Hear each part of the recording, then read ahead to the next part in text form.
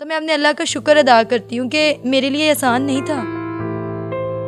कोई ना कोई चीज़ तो थी जो मुझे वहाँ पे खींच के लेके जा रही थी। मैं तो इस तरह 4 शादियाँ करने के लिए भी साहिबे हैसियत हूँ, और वो इतना भी साहिबे हैसियत नहीं है वैसे जितना वो समझता था। अगर मैं शादी के बाद मेरे साथ इस तरह हो जाता तो उसने तो मुझे डिवोर्स दे के 4 मिनट में घर भेज दिया। आंखों से आंसू जो है ना वो खुद ही निकल आए। मामा आप हैं तो हम हैं, जो आप ना हुए थे हम क्या करेंगे, इसलिए मैं नहीं रोती रही थी।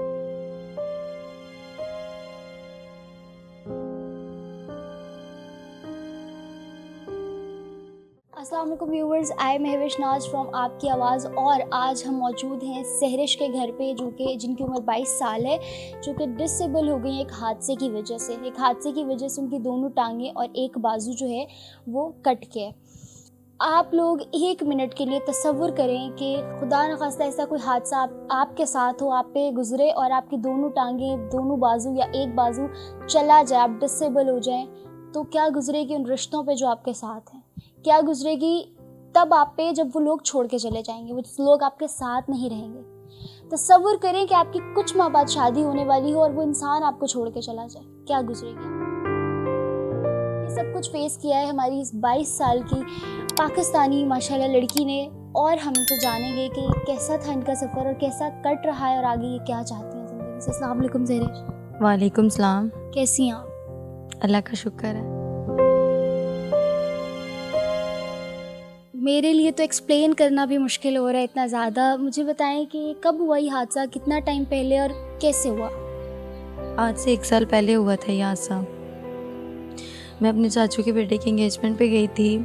वहाँ पे हम लोग एक रूम में थे, बाहर टेरेस पे वायर गुजर रही थी 11,000 वोल्ट की। मुझे नहीं पता था कि उसका कोई सर्कल होता है जिसको दूर से वो खींच लेती है। पहले भी तो लोग वहाँ पे रहते ही थे। शायद मेरी ही किस्मत में वो हादसा था, या मुझे ये चीज़ मिलनी थी कि अल्लाह ताला का की आजमाइश के काबिल अल्लाह ने मुझे ही समझना था। हम लोग वहाँ पे काफ़ी सारी कज़न्स खड़ी थी, तो उन्होंने मुझे कहा कि तुम थोड़ी सी आगे हो जाओ, तो हम यहाँ पे खड़ी हैं। वो डोर के पास खड़ी थी, मैं आगे चली गई। मैंने नई वायर को हाथ लगाया, कुछ नहीं किया, मैं जस्ट स्टैंड हुई हूँ वहाँ पे जाके। और जब भी जैसे मैं खड़ी हुई हूँ, मुझे जो है ना वो मेटल की बैंगल्स पहनने का शौक़ था, और मैं जैसे खड़ी हुई हूँ वो लेफ़्ट हैंड में मैंने वही पहनी हुई थी। तो मैंने हाथ दीवार पे रखना चाहा, तो हाथ जो है वो वायर ने ना शायद अपनी तरफ खींच ली है, या क्या हुआ है, मेरा हाथ जाके वायर पे लग गया। मुझे नहीं पता था कि किस टाइम मेरा हाथ लगा है। मैं स्टिल वहाँ पे 3, 4, 5 मिनट तक जो है ना वो लगी रही हूँ। फिर मेरी बहन ने, मेरी मामा ने, मेरे भाइयों ने मुझे छुड़वाने की काफ़ी कोशिशें की, लेकिन एट लास्ट मेरे चाचू ने जो है बेडशीट की चादर डाल के मुझे वहाँ से हटाया। और इसलिए भी नहीं हट पा रही थी क्योंकि पाँव के नीचे ना लोहे के रॉड पड़े हुए थे, तो शायद ऊपर भी मेटल था हाथ में और पाँव के नीचे भी था, इसलिए शायद वो नहीं छोड़ पाई।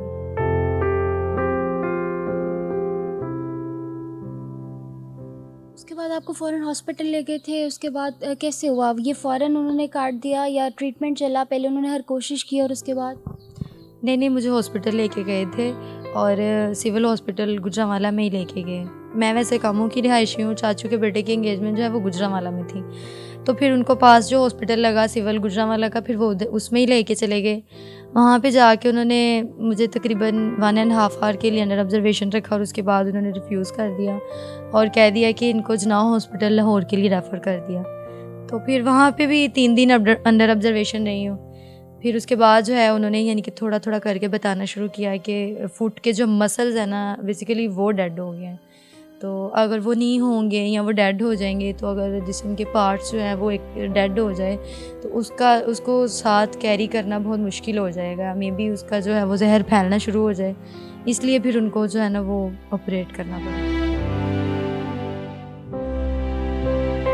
देखें, अल्लाह ताला किसी को उतना नहीं आजमाते जितनी उसकी ताकत ना हो, जितनी उसकी हिम्मत ना हो। मेरी ज़िंदगी में जो सबसे मेन पॉइंट था ना वो मेरी स्टडी था, और वो मेरे अंदर ये जज्बा था कि मैंने कुछ करके दिखाना है अपने लिए या अपने घर वालों के लिए, अपनी कौम के लिए, अपने मुल्क के लिए। शुरू से ये चीज़ मेरे अंदर जो है ना ये अल्लाह की तरफ से थी। तो अगर मेरी यकीन करें स्टडी ना मेरे, ये मेरी स्टडी है, ये मेरा हाथ जो है ये मेरी स्टडी है। इससे मैं लिखती हूँ, इससे मैं खाना खाती हूँ, इससे मैं फेस वॉश करती हूँ, इससे मैं पानी पीती हूँ। हर काम मेरा इस हाथ से होता है। अगर मेरे पास लेफ़्ट हैंड होता और राइट ना होता तो शायद मैं खुद को सर्वाइव ना कर पाती। सहरिश, कभी ये लगा है कि यार काश मैं वहाँ ना गई होती, काश मैंने वो इवेंट मिस कर दिया होता, मैं ना जाती तो मेरे साथ ना होता ये, ऐसी कभी ख्याल आया दिमाग में? हाँ जी, मैं बड़ा रोती होती थी, बस मैं काश नहीं, मैं बड़ा-बड़ा कुछ कहती होती थी अपने आप को। लेकिन वो उस टाइम पे जब मैं हॉस्पिटलाइज़ थी, तब वहाँ पे बेड पे लेटे-लेटे लोगों को देखना और खुद जब अपनी तरफ देखना, और मुझे बड़ा दुःख होता था और मैं कहती थी काश। मैं कह भी रही थी मामा मैं उधर नहीं जाना चाहती। चाचू के बेटे ने फ़ोर्स किया, ददियाल वाले सब फ़ोर्स किया, उन्होंने आओ आओ। इवन मैं जा नहीं रही थी, स्कूल से छुट्टी नहीं मिल रही थी। अल्लाह की तरफ से मैसेज आ गया स्कूल से कि आपको छुट्टी है सहरिश, आज आप छुट्टी कर सकते हैं। फिर मामा ने कहा घर में कोई नहीं रहेगा, तुम साथ चलो। चली गई वहाँ पे, फिर उस रूम में नहीं जा रही थी। कोई ना कोई चीज़ तो थी जो मुझे वहाँ पे खींच के लेके जा रही थी। या अल्लाह ने मुझसे कोई काम ऐसा करवाना था, या मुझसे अल्लाह ताला ने ये सोचा था कि ये दूसरों को मोटिवेट करेगी या दूसरों की ज़िंदगी का मकसद बनेगी, उनको ये बताएगी, कुछ ना कुछ ऐसा। उस फियांसी ने जो है व्यूअर्स, इनकी माँ को बहुत ज़्यादा फोर्स करके इनका रिश्ता लिया था। वो इनके फूफो के बेटे थे, बहुत ज़्यादा फोर्स करके इनका रिश्ता मांगा, इनसे बहुत बड़े बड़े दावे किए, उनको बहुत मोहब्बत थी इनसे। लेकिन वक्त आने पे उस जितना बुज़दिल इंसान कोई नहीं निकला। कि अगर अभी मैं बीइंग अ गर्ल सोचूं, एक लड़की होकर सोचूं ना, तो जितना मुझे उस शख्स पे गुस्सा आ रहा है, शायद अगर आप लोग भी देख रहे हैं तो आप लोगों को उससे भी ज़्यादा आ रहा होगा। कि अगर वो मेरे सामने होता तो पता नहीं मैं क्या करती उसके साथ। लेकिन इन्होंने कुछ नहीं किया, इन्होंने उनको कुछ नहीं कहा, इनको इवन बद्दुआ तक नहीं दी। तो सहरिश, मुझे ये बताओ कि वो डायरेक्ट पीछे हट गया, डायरेक्ट कह दिया कि नहीं अब तुम ऐसे हो गई हो, अब मैं नहीं कर सकता? नहीं, डायरेक्टली तो नहीं था हटा। ये था कि शायद उसके ज़हन में ना जो चीज़ मुझे अब समझ आई है वो ये था कि उसने ना आहिस्ता-आहिस्ता पीछे हटना शुरू किया था। मतलब जैसे इंसान डेली बेस में, डेली रूटीन पे कन्वर्सेशन होती है और सारी चीज़ें, ये आहिस्ता-आहिस्ता उसने कम करनी शुरू कर दी। और मतलब पहले ये दिखाया तुम सही हो, फिर निकाह कर लेंगे इंशाल्लाह जल्द अज़ जल्द, तुम प्रोस्थेटिक फिट लगवाओ, मुज़फ़्फ़राबाद जाओ, वापस आओ, फिर कर लेंगे। लेकिन आहिस्ता-आहिस्ता कट ऑफ होता गया। और फिर एक दिन ऐसा आया कि मैंने खुद उसको कॉल करके बुलाया कि बात करने के लिए। मुझे किसी ने बहुत कंफर्म बताया कि वो तुम्हें यहाँ ही छोड़ जाएगा शादी करके। तो मेरे साथ तो बड़े दावे किए, लेकिन पीछे यानी कि मेरी पीठ पीछे उसने ये प्लानिंग की हुई थी कि इसको ऐसे छोड़, मुझे कुछ नहीं बताया। लेकिन मैंने उसको सिर्फ कंफर्म करने के लिए बुलाया, तो उस पर भी उसने तकरीबन 1 हफ़्ता लगा दिया आते आते, आ जाऊँगा ये वो, मतलब जान छुड़वाता है जैसे कोई इंसान। तो फिर जब आया और फिर उसने क्लियरली मेरे सामने कट हो के बात कर दी कि जी नहीं, मैं तो इस तरह 4 शादियाँ करने के लिए भी साहिबे हैसियत हूँ। और वो इतना भी साहिबे हैसियत नहीं है वैसे जितना वो समझता था। लेकिन मैंने कहा ठीक है, फिर अगर आप साहिबे हैसियत हैं तो आप 4 शादियाँ कर सकते हैं, लेकिन मैं ख़ुद को इतनी अजियत में मुब्तला सारी ज़िंदगी के लिए कभी नहीं कर सकती। तो जो आपके साथ हुआ वो कुदरत का फैसला था, लेकिन being a person, human being, आप ये कभी भी जो है दिल पे पत्थर रख के भी नहीं हो पाता यार, नहीं हो पाता। मुझे ये बताओ कि जब उसने आपके सामने खड़े होकर बोला, ऐसे लगा होगा कि कट गया अंदर से सब कुछ? उस तकलीफ और उस अजियत जो उस वक्त हुई वो क्या थी? मतलब मैं तसव्वुर भी नहीं कर पाती अगर मैं उसको सोचूं तो। मैं आज रोना नहीं चाहती थी, मैं चाहती थी कि मैं खुद को स्ट्रॉन्ग बन के दिखाऊं, सबको ये ना लगे कि चलो अल्लाह ताला ने जो भी किया, इस बच्ची को चाहिए कि ये स्ट्रॉन्ग हो। काफ़ी लोगों की मुझे कॉल्स आई, उन्होंने यही कहा कि आप ना रोया करें, अपनी मतलब इस किसी चीज़ पे भी ना दुख किया करें। लेकिन आपने ये जो क्वेश्चन पूछा है ना, मैं खुद को रोक नहीं पाई, आंखों से आंसू जो है ना वो खुद ही निकल आए। उसने जब ये कहा ना, यकीन करें कि इतना बड़ा मेरे साथ हादसा, और उसने मेरा जस्ट एक दफ़ा हाथ पकड़ के कह दिया टेंशन ना लो, मैं तुम्हारे साथ हूँ और सारी ज़िंदगी रहूँगा, तुम इस चीज़ पे मत घबराना। ऐसे लगा होगा सारी तकलीफ़ें ख़त्म हो गई, ऐसे लगा। तो मैं अपने अल्लाह का शुक्र अदा करती हूँ कि मेरे लिए आसान नहीं था, बिल्कुल भी आसान नहीं था। मैं अपने इस इंसिडेंट को भूल गई थी, लेकिन जो उसने मेरे साथ इंसिडेंट इसकी बेवफाई को नहीं वो नहीं भूल पाई। उस दिन मुझे लगा, छत पे थी मैं, दिल किया कि इसके जाते जाते मैं ही छत से गिर के मर जाऊं, कि मुझसे ये बर्दाश्त चीज़ नहीं हो रही थी। लेकिन उसके बाद मैंने सोचा कि वो अजियत जो मुझे शादी के बाद मिलती, अगर मेरे साथ ये हादसा होता तो वो मैं सारी ज़िंदगी, अगर बेबीज़ होते उनको कैसे संभालती, क्या करती, किस तरह अपने आप को सर्वाइव करती, मैंने ये सोच के जो है ना अल्लाह का शुक्र अदा किया कि या अल्लाह आपने मुझे बहुत बड़ी मुसीबत से बचा लिया। सहरिश, ये बहुत बड़ी बात है कि इतने बड़े हादसे में भी तुमने एक पॉजिटिव चीज़ निकाली खुद को उम्मीद देने के लिए। इंसान शायद भूख प्यास बर्दाश्त करके ज़िंदा रह सकता है, उम्मीद के बगैर वो ज़िंदा नहीं रह सकता। कि तुम्हारे साथ जितना कुछ भी हुआ ना, तुमने उसमें से उम्मीद निकाली कि ज़िंदगी की तरफ कौन सी उम्मीद जा रही है। मुझे आके बताता, आके मेरे सामने बैठ के मेरे लिए मेरी मजबूरी है, मुझे बहाना भी लगा देता ना, ये कह देता कि सहरिश मैं बहुत मजबूर हूँ, मेरे घर वाले मुझे फोर्स कर रहे हैं, मैं ये नहीं कर सकता, तो मैं समझ जाती कि चलो ठीक है, उसकी कोई मजबूरी थी। लेकिन किसी को ऐसे बता के जाना कि तुम किसी काम के, वो आपको कहता कि मैं दोस्त बन के रहूँगा तुम्हारे साथ, मैं तुम्हारी सपोर्ट हूँ, तुम्हें जहाँ लाइफ में मेरी हेल्प चाहिए मैं साथ हूँ, लेकिन मैं शादी नहीं कर सकती। ये ना भी कहता। ये मुआशरा जो है ना, उसकी रिक्वायरमेंट नहीं है या मेरी घर वाली नहीं है, कोई भी और बात हाँ। कही जा सकती थी, लेकिन मैं तुम्हारे साथ हूँ, एज अ पर्सन मैं तुम्हारे साथ हूँ। एजुकेशन कितनी है आपने? BSc double maths plus CCA computer course. माशाल्लाह। और आगे फर्दर अब इसको कंटिन्यू करने का क्या प्लान है? जी अल्हम्दुलिल्लाह, मैंने मास्टर स्टार्ट करना है। मास्टर स्टार्ट करना। अच्छा, मुझे ये बताओ सहरिश कि जब ये सारा कुछ चल रहा था, ये सारा डिसेबल होने वाला हादसा हुआ, उसके बाद उसने तो छोड़ा, फैमिली और बाकी रिश्तेदारों की सपोर्ट मिली, उनकी सपोर्ट का क्या हाल था? जी जैसे मतलब नॉर्मली फैमिलीज़ करती हैं, लेकिन मेरी फैमिली जो है वो दुनिया की एक मिसाल कायम की है उन्होंने। मेरी फैमिली में मेरी मामा, मेरी भाई, मेरी बहन, मेरे पापा, सब ने मुझे बहुत सपोर्ट किया, स्पेशली मेरे मामू अजीम ने।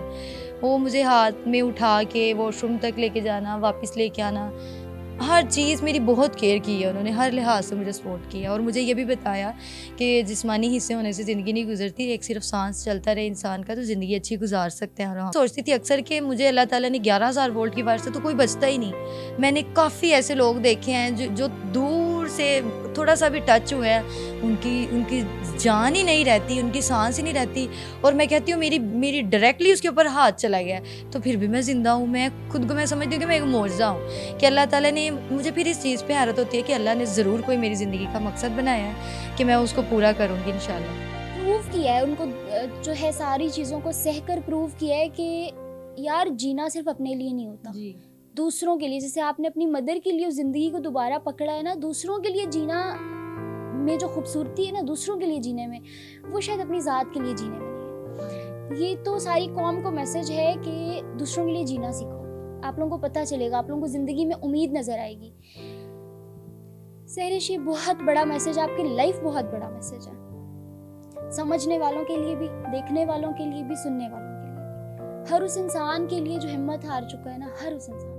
सहरिश की मदर के साथ मौजूद हैं और हम इनसे पूछेंगे कि ये कितनी मुश्किल से जो है, इनके लिए कितना मुश्किल था और अब ये कितनी मुश्किल से इस सारी चीज़ों में सरवाइव कर रही हैं, इतने सारे इश्यूज़ के साथ, और एक नई ज़िंदगी की उम्मीद बांध रही हैं। अच्छा आंटी, मुझे बताएं कि कितना मुश्किल था आपके लिए? बहुत ज़्यादा बेटी मुश्किल था, मैं आपको बता ही नहीं सकती कि कितना मुश्किल था वो वाला वक्त। मुझे तकलीफ़ और अजियत का अंदाज़ा बहुत ज़्यादा, अंदाज़ा इसका कर ही नहीं सकता कोई कि जितनी मुश्किल से मैंने ये वो टाइम निकाला था। उस टाइम में जब ये हादसा हुआ और एक दुनिया बदल जाती है इंसान की, आपकी तो दुनिया, पूरी की पूरी ज़िंदगी आपने पता नहीं क्या सोचा था, बेटी के जहेज़ की तैयारियां, उसके नसीब अच्छे करने की तैयारी चल रही थी कि उसकी ज़िंदगी ही बदल गई, उसके नसीब ही बदल गए। वो मरहला मैं सोच भी नहीं सकती शायद कि आपके लिए, सबसे ख़ास तौर पे वो आपके लिए कितना अज़ियतनाक होगा। कैसे संभाला आपने उसको भी और ख़ुद को भी? कल मेरी छोटी बेटी ने मुझे बहुत सारा दिया था, इसने भी बहुत दिया। जब मैं इसके पास जाती थी तो कहती थी मामा कुछ भी नहीं हुआ, मैं तो ठीक हूँ ना मामा, मैं ज़िंदा हूँ ना मामा, मैं तेरे सामने है ना, तो आपने रोना नहीं मामा, रोना नहीं। इसके अलावा छोटी बेटी ने, मामा आप हैं तो हम हैं, जो आप ना हुए थे हम क्या करेंगे, इसलिए मैं नहीं रोती रही थी।